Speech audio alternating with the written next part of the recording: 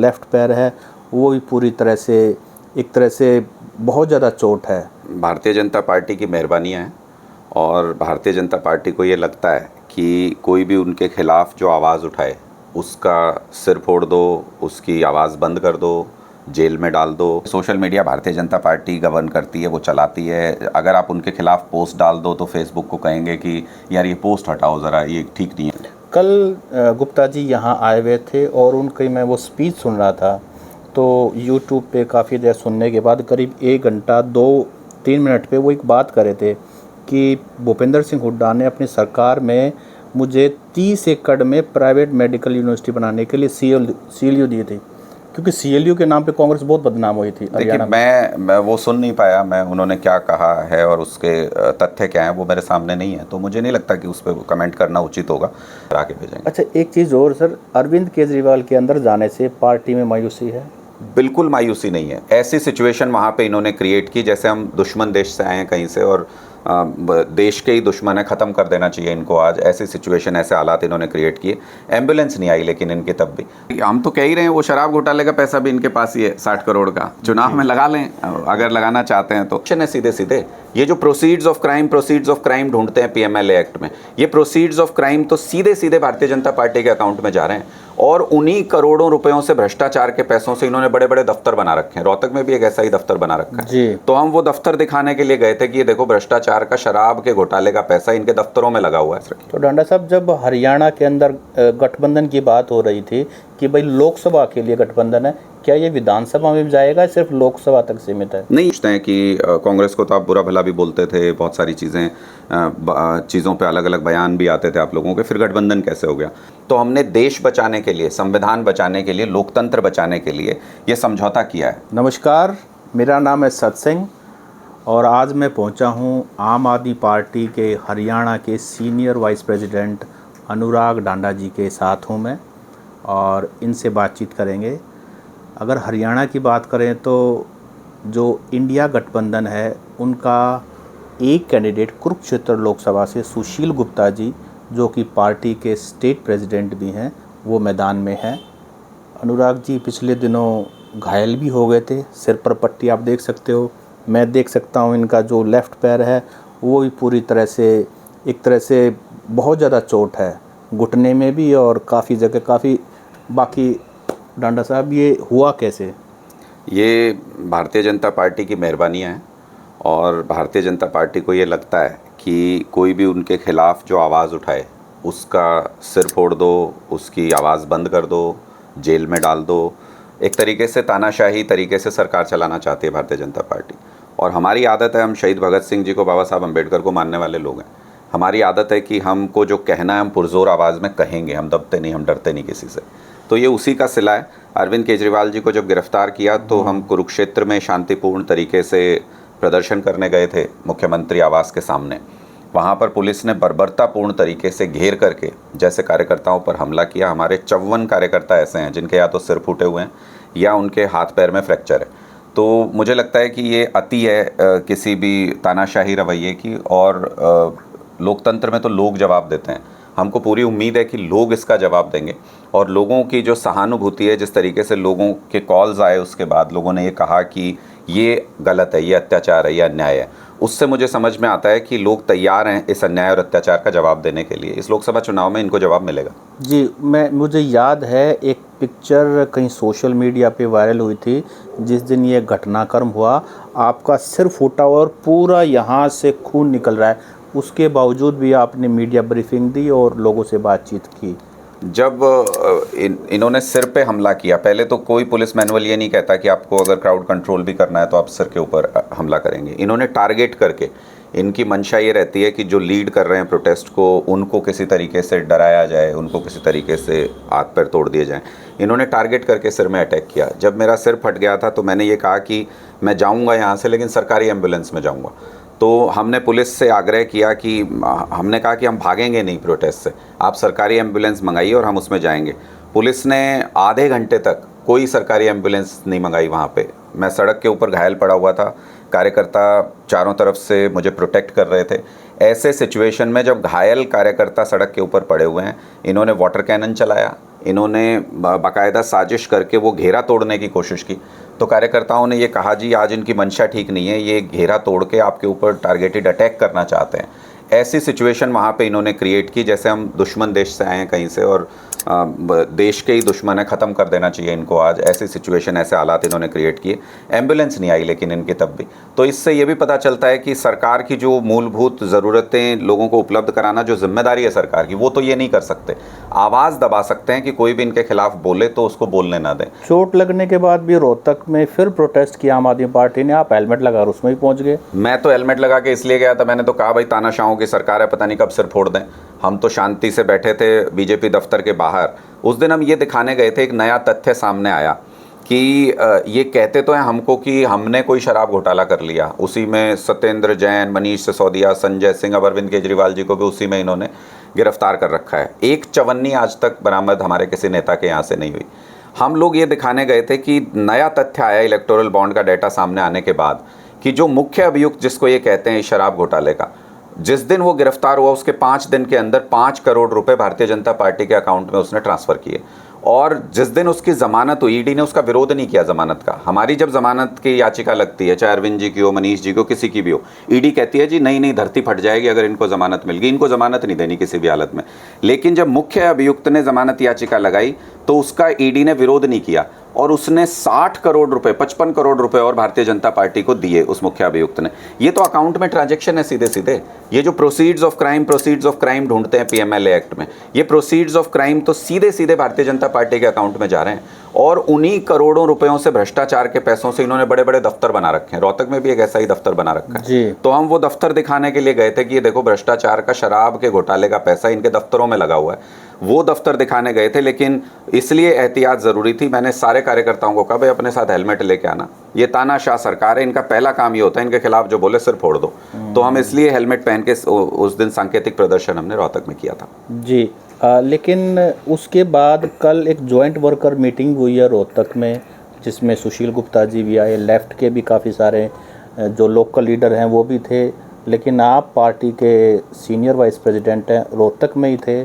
10 minute का रास्ता है, वहाँ नहीं दिखाई दे। ऐसे बहुत से कार्यक्रम अभी होंगे और जॉइंट मीटिंग्स होंगी, हम उसमें पूरी ताकत के साथ। इस बार हमारा टारगेट ये है कि इंडिया गठबंधन को हमको 10 की 10 सीटें हरियाणा के अंदर जितानी है। 10-0 से भारतीय जनता पार्टी को लपेट करके, बोरिया बिस्तरा लपेट के उनका भेजेंगे।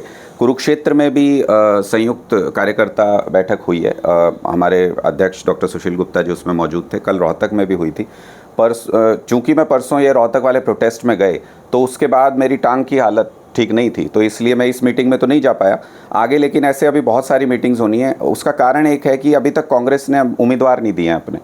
तो जब तक आप कैंडिडेट नहीं देते तो अपने कार्यकर्ताओं को, आम आदमी पार्टी के कार्यकर्ताओं को उनके साथ मिलवाना इस संयुक्त बैठक का पर्पज़ होता है। तो अभी तक कांग्रेस ने कैंडिडेट नहीं दिए हैं। ये तो रिक्वेस्ट था भूपेंद्र हुड्डा जी की तरफ से, दीपेंद्र हुड्डा जी की तरफ से, इसलिए कार्यकर्ता सम्मेलन कराया।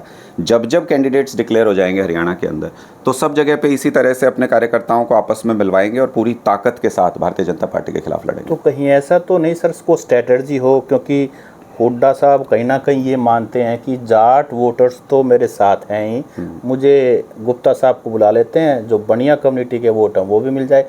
ढांडा साहब तो अपनी कम्युनिटी से आते हैं, वोट बैंक का भी कोई चक्कर तो नहीं है? देखिए, हम जात पात में बिलीव नहीं करती। आम आदमी पार्टी जात पात की पॉलिटिक्स कभी नहीं करती। हम काम की राजनीति करते हैं। और हमारे प्रतिनिधि अगर डॉक्टर सुशील गुप्ता जी वहाँ पे पहुँचे तो इसका मतलब पूरी आम आदमी पार्टी पहुँची। बहुत सारे, लगभग सारे ही पदाधिकारी और भी पहुँचे हुए थे। ऐसे तो कल की मीटिंग में भी अगर आप देखें तो भूपेंद्र हुड्डा जी नहीं थे। अब किसी को अगर सवाल ही उठाना हो तो कहेगा कि भूपेंद्र हुड्डा जी क्यों नहीं थे। वो तो कुरुक्षेत्र पहुंचे हुए थे सुशील गुप्ता जी। हाँ, तो इसी तरह से अलग अलग जगह कार्यकर्ताओं की, पदाधिकारियों की अलग अलग जिम्मेदारियां लगती हैं। जहाँ जब जिसकी जिम्मेदारी होती है वो उसका प्रतिनिधित्व करता है। कल मुझे लगता है उदय भान जी भी कल की बैठक में यहाँ पे नहीं पहुँचे थे। तो ये अलग अलग पदाधिकारियों की अलग अलग जिम्मेदारियाँ होती हैं।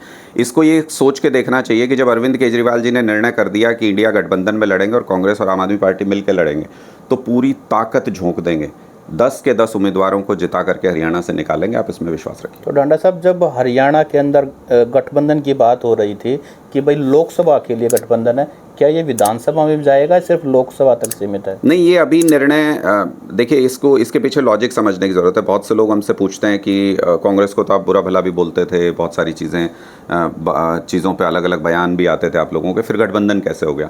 आप समझिए इस चीज़ को कि संविधान का केयर टेकर सेंट्रल गवर्नमेंट है। संविधान को कैसे लागू किया जाएगा, देश लोकतंत्र रहेगा या नहीं रहेगा, ये सेंट्रल गवर्नमेंट के ऊपर निर्भर करता है। तो इसलिए केंद्र सरकार के चुनाव का जब समय आया तो हमने देश बचाने के लिए, संविधान बचाने के लिए, लोकतंत्र बचाने के लिए ये समझौता किया है और सब लोगों ने मिल करके निर्णय किया कि इस बार तो लोकतंत्र बचाएंगे। जब लोकतंत्र रहेगा तभी तो आपके पास ये पावर रहेगी कि सत सिंह जी अगर चाहें तो अच्छी और बुरी पार्टी में से किसको चुनना चाहते हैं चुन सकते हैं।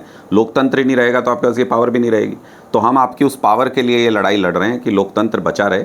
उसके बाद जैसे गांव का मैं कई बार उदाहरण भी देता हूं, गांव में पंचायत का चुनाव होता है तो 10 कैंडिडेट खड़े हो जाते हैं, लेकिन गांव के ऊपर कोई आफत आ जाए तो 10 कैंडिडेट अलग अलग थोड़ी खड़े होते हैं, वो सारे मिल के गाँव की रक्षा करते हैं। तो आज हमारे देश के ऊपर खतरा है, आज हमारे लोकतंत्र के ऊपर खतरा है, इसलिए मिल के सारे लोग लड़ रहे हैं। ये लोकसभा चुनाव के लिए गठबंधन हुआ है, आगे की स्ट्रेटेजी आगे तय करेंगे। तो यानी कि विधानसभा के लिए अभी कोई कमिटमेंट नहीं है?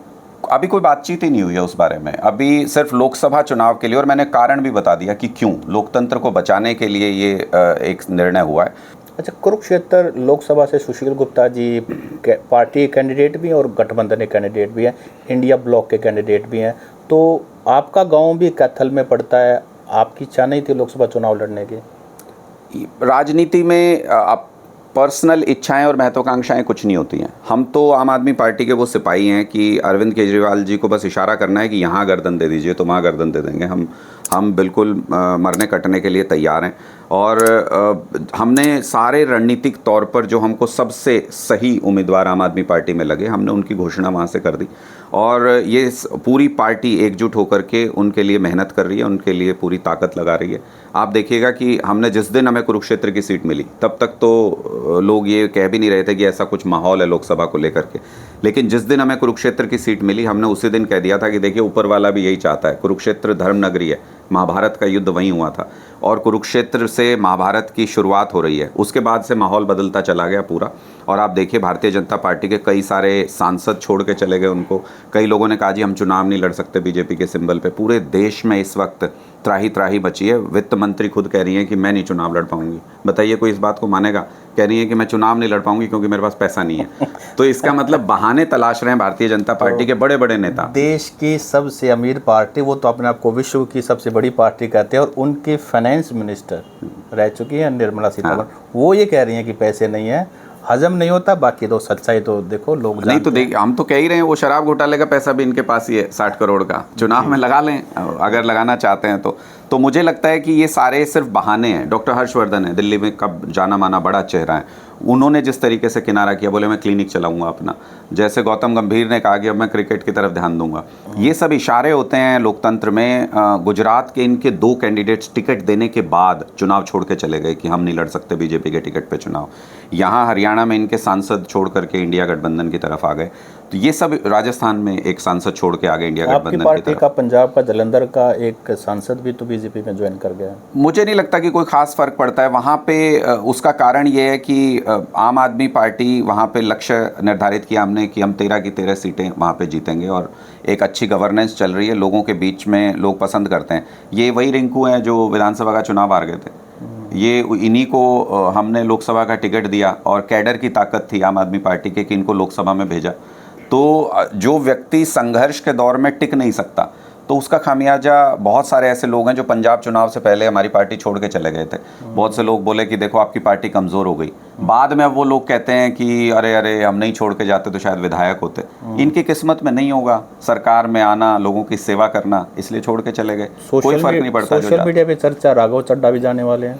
सोशल मीडिया पे तो पता नहीं क्या क्या चर्चा होती है। Social media Bharatiya Janata party govern करती है, वो चलाती है। अगर आप उनके खिलाफ पोस्ट डाल दो तो फेसबुक को कहेंगे कि यार ये पोस्ट हटाओ ज़रा, ये ठीक नहीं है मामला। ट्विटर को कहेंगे। कितने सारे इंटरनेशनल फोरम के ऊपर इन कंपनियों ने कहा है कि भारत सरकार दबाव डालती है। और यही सब कंसर्न की चीज़ें हैं कि लोकतंत्र, इसीलिए हमको लगता है अभिव्यक्ति की आज़ादी खत्म हो रही है, लोकतांत्रिक शक्तियाँ खत्म हो रही हैं, इसलिए इनसे लड़ना बहुत ज़रूरी है। तो चड्ढा साहब हैं पार्टी में? सारे पार्टी के साथ हैं। कोई एक आध व्यक्ति अगर घुटने टेक दे भारतीय जनता पार्टी की इन अत्याचार के सामने या उनकी एजेंसियों के सामने तो वो आम आदमी पार्टी में रहने के काबिल था भी नहीं। आम आदमी पार्टी तो संघर्ष की पार्टी है और आम आदमी पार्टी का एक एक सिपाही, एक एक कार्यकर्ता इनके 100 कार्यकर्ताओं के बराबर है। हम उस ताकत से लड़ने वाले लोग, और हमारी ताकत क्या है कि हम अंत में वही लोगों की टुकड़ी बच जाती है जो किसी भी कीमत पे झुक नहीं सकते, किसी भी कीमत पे बिक नहीं सकते। इसलिए हम, और वो मेरे पुराने मित्र हैं। तो और कांग्रेस का तो आप लोग हरदम ही विरोध करते आए हो, क्योंकि जिस समय अरविंद केजरीवाल का राइज हुआ उस समय शीला दीक्षित दिल्ली की चीफ मिनिस्टर थी। इसी तरह के करप्शन के चार्जेस वगैरह लगते थे। तो आपको लगता है कि ये कोई, क्योंकि CLU के नाम पे कांग्रेस बहुत बदनाम हुई थी। देखिए, मैं वो सुन नहीं पाया, मैं उन्होंने क्या कहा है और उसके तथ्य क्या हैं वो मेरे सामने नहीं है, तो मुझे नहीं लगता कि उस पर कमेंट करना उचित होगा। लेकिन मुझे लगता है कि जॉइंट सम्मेलन कार्यकर्ताओं का था और उसमें अगर अपने कार्यकर्ताओं को इंट्रोड्यूस कर रहे हैं कि किस तरीके से हमारे संबंध प्रगाढ़ हैं, और राजनीति में किसी दूसरे दल के किसी नेता से मित्रता होना कोई गुनाह नहीं है। मुझे CLU लेना तो मुझे उसकी जानकारी नहीं है तथ्य की। अगर मुझे जानकारी होती तो मैं उस पर स्पष्ट रूप से मैं आपको कोई बात कह पाता। और मैं कॉन्फिडेंट हूँ इस बारे में कि आपको अगर इस बारे में कोई संशय किसी भी प्रकार का हो तो आप डॉक्टर सुशील गुप्ता जी से पूछिए, आपको बहुत स्पष्ट तरीके से उसका जवाब देंगे। कोई मंच से कभी भी ऐसी बात कोई नहीं कहता है कि जिसमें कोई इफ बट की गुंजाइश निकल भी जाती है, कई बार सच्चाई निकल भी जाती है। मुझे तो मैं आपको इन तथ्यों की जानकारी लेकर के मैं आपको फिर साझा करेंगे, फिर इस पे बात करेंगे। डांडा साहब, आप ये कह रहे हैं कि हरियाणा के अंदर 10 की 10 लोकसभा जो हैं, जो इंडिया ब्लॉक है वो जीतेगा, चाहे उसमें नॉमिनी कोई भी हो, मतलब चाहे वो कांग्रेस से हो या गठबंधन में जैसे सुशील गुप्ता जी हैं। तो आम आदमी पार्टी के साथ जुड़ने से हरियाणा में आपको क्या लगता है कितना % फ़ायदा मिलेगा कैंडिडेट्स को, जो भी कैंडिडेट होंगे इंडिया ब्लॉक के? नहीं, निश्चित तौर पे आम आदमी पार्टी हरियाणा के अंदर आज एक विशाल संगठन है। आप अगर देखेंगे तो डिस्ट्रिक्ट लेवल तक हमारे 11,000 से ज़्यादा पदाधिकारी हैं और 1.5 लाख से ज़्यादा आइडेंटिटी कार्ड होल्डर हैं। तो आप इससे अंदाज़ा लगा सकते हैं कि हर गाँव के अंदर, ऑलमोस्ट हर बूथ पे हरियाणा के अंदर आज हमारा वर्कर तैनात है, वर्कर मजबूत है। तो कल जब कार्यकर्ता सम्मेलन हुआ भी तो मुझे कुछ कार्यकर्ताओं ने फीडबैक दिया कि कांग्रेस के साथी भी अचंभित थे कि आपके पास इतने कार्यकर्ताओं की फौज है। तो निश्चित तौर पे पूरी मदद मिलेगी। हमारे लिए ये कोई ईगो का प्रश्न नहीं था। बहुत सारे साथी पूछते हैं आप एक ही सीट पे क्यों मान गए। हमारे लिए ये कोई ईगो का प्रश्न नहीं था, देश बचाना था। तो इसलिए हमने ये तय किया था कि किसी भी हाल में जो देशभक्तों का वोट है वो बंटना नहीं चाहिए, और जो अंधभक्तों का वोट है वो तो एक जगह डल जाता था, देशभक्तों का वोट बट जाता था। इसलिए रिजल्ट्स ऐसे आते थे। इस बार सारे देशभक्त इकट्ठे होकर देश बचाने के लिए वोट करेंगे और मुझे पूरा यकीन है कि 10-0 से हरा के भेजेंगे। अच्छा, एक चीज़ और सर, अरविंद केजरीवाल के अंदर जाने से पार्टी में मायूसी है? बिल्कुल मायूसी नहीं है। कोई ऐसी बात नहीं है जिसका हमको पता नहीं था। हमको पहले से पता था कि ये लोकसभा चुनाव से ठीक पहले अरविंद केजरीवाल जी को ये जेल में डालेंगे, और मुझे तो लगता है कि उससे एक नई एनर्जी का संचार हुआ है कार्यकर्ताओं के अंदर। इंटरनेशनल प्लेटफॉर्म पे अगर आप देखें तो UN से लेके US से लेके और हर जगह पर ये आवाज़ उठ रही है कि अरविंद केजरीवाल जी जैसे विपक्ष के इतने बड़े नेता ने भी कहा है, जर्मनी ने भी कहा, सब जगह से ये वॉइस आ रही है कि क्योंकि सबको कंसर्न है कि भारत के लोकतंत्र के साथ कोई गड़बड़ तो नहीं हो रही है। क्योंकि विपक्ष के जो सबसे बड़े नेता हैं, आज के दिन में सबसे स्ट्रांग वॉइस हैं मोदी जी के सामने, उनको जेल की सलाखों के पीछे रख के अगर आप लोकसभा चुनाव लड़ना चाहते हैं, ये तो कहते हैं 400 पार। मुझे तो समझ नहीं आया, अगर ये 400 पार हैं तो चिल करो ना, तो आप पहले चुनाव जीतो, उसके बाद जेल में डालो ताकि 5 साल ना निकल पाए हम। इसका मतलब ये 400 पार नहीं है, इनके 40 भी हलक में अटक गए हैं। इनके 40 सीट का भी इनको लाले पड़ रहे हैं इस बार। इसलिए इनको लगता है कांग्रेस के अकाउंट सीज कर दो, केजरीवाल जी को जेल में डाल दो, उसके बाद चुनाव लड़ो। तो बोले कि हम चुनाव लड़ रहे, किससे लड़ रहे हो? कांग्रेस के अकाउंट फ्रीज कर दिए। आम आदमी पार्टी, अरविंद केजरीवाल जो सबसे बड़े आज के दिन में आपके विरोधी हैं, उनको आपने जेल के अंदर डाल दिया, तो चुनाव किससे लड़ रहे हो? इसका मतलब ये वो लड़ाई लड़ना चाहते हैं कि ये ट्रैक पे अकेले दौड़ रहे हैं और फिर मोदी जी कहेंगे मैं फर्स्ट आया। इस बार तो अकेले दौड़ के भी ये लाइन क्रॉस नहीं कर पाएंगे, फिनिश लाइन क्रॉस नहीं कर पाएंगे, इस बात का यकीन रखिए। वो इंग्लिश की एक फिल्म है डिक्टेटर, उसमें क्या होता है कि वो जो डिक्टेटर होता है वो रेस लगाता है और उससे कोई आगे निकलता है उसको गोली मार देता है। हाँ, तो मोदी जी वही कर रहे हैं आजकल। बस ये है कि हाथ में बंदूक नहीं है, पर ED है, CBI है, ये सारी एजेंसियां इनकी बंदूक और गोलियों का ही काम कर रही हैं। अच्छा डांडा साहब, हरियाणा के अंदर आम आदमी पार्टी, जैसे कांग्रेस के अंदर 2 धड़े, SRK ग्रुप और हुड्डा ग्रुप, लोग ये भी कहते हैं कि आम आदमी पार्टी हालांकि अभी हरियाणा में पावर में नहीं आई है, लेकिन ज़बरदस्त तरीके से राइज कर रही है। जैसा आपने भी मेंशन किया, लोग भी बात करते हैं, लेकिन यहाँ भी 2 पावर सेंटर बन के, एक सुशील गुप्ता और एक आप, इसमें सच्चाई कितनी है? ये बहुत गलत फहमी है आपको। कोई पावर सेंटर आम आदमी पार्टी के अंदर नहीं होता। हमारे यहाँ एक ही धड़ा है, अरविंद केजरीवाल जी का धड़ा है, और जो आदेश अरविंद केजरीवाल जी से आ गया वो सबके लिए मान्य है। हमने तो कभी को किसी आदेश में इफ बट किया ही नहीं, तो सवाल ही पैदा नहीं होता। हम लोग यहाँ किसी पद के लिए, कोई विधायक मंत्री बनने के लिए नहीं आए हैं। हम लोग यहाँ पे देश बदलने के लिए आए हैं। मैं तो अच्छी खासी नौकरी चल रही थी, मुझे क्या ज़रूरत थी आने की। गुप्ता जी का अच्छा खासा बिजनेस चल रहा था, क्या ज़रूरत थी उनको राजनीति में आने की। तो इसलिए ये हम सब वो लोग हैं जो संघर्ष करने के लिए आए हैं और संघर्ष कर रहे हैं। जो भी भाग्य में लिखा होगा वो, और जो अरविंद केजरीवाल जी का आदेश होगा वो करते जाएंगे, और समय के साथ साथ आप देखिएगा पूरे देश में आम आदमी का बोलबाला होगा। रोहतक लोकसभा में क्या लगता है आपको, दीपेंद्र सिंह हुड्डा से आपकी राफ्ता है? देखिए, मुझे लगता है कि हाँ, होती रहती है, बातचीत हो जाती है कभी कभी। तो मुझे लगता है कि निश्चित तौर पे रोहतक लोकसभा में भारतीय जनता पार्टी मुश्किल में है, और 10 की 10 लोकसभा पे आज के दिन में मुझे लगता है कि भारतीय जनता पार्टी मुश्किल में है। पहले इनको ये होता था, दिल्ली में भी और हरियाणा के अंदर भी एक ही इक्वेशन है। पहले इनको ये होता था कि भारतीय जनता पार्टी को ये था, हमारा वोट बैंक तो इतना है, लेकिन इनका ये कांग्रेस को चले जाएंगे, ये आम आदमी पार्टी को चले जाएंगे, निश्चिंत थे ये लोग। जैसे ही इंडिया गठबंधन हुआ, और इन्होंने बहुत प्रेशर बनाया अरविंद जी पे कि इंडिया गठबंधन में नहीं जाना है, नहीं तो जेल में डाल देंगे, नहीं तो जेल में डाल देंगे। अरविंद जी ने कहा डाल दो, जेल में डालना है तो इंडिया गठबंधन बनाएंगे क्योंकि देश बचाना है। जैसे ही इंडिया गठबंधन बना, इक्वेशंस चेंज हो गए। जब आर पार का मुकाबला हो, जब आमने सामने का मुकाबला हो, अब कुरुक्षेत्र में भी लोगों को पता है कि भाई या तो बीजेपी को वोट देंगे वो लोग जो अंधभक्त हैं, और अगर बीजेपी को नहीं देना है, बीजेपी को हराने वाले सारे लोग इंडिया गठबंधन को वोट देंगे।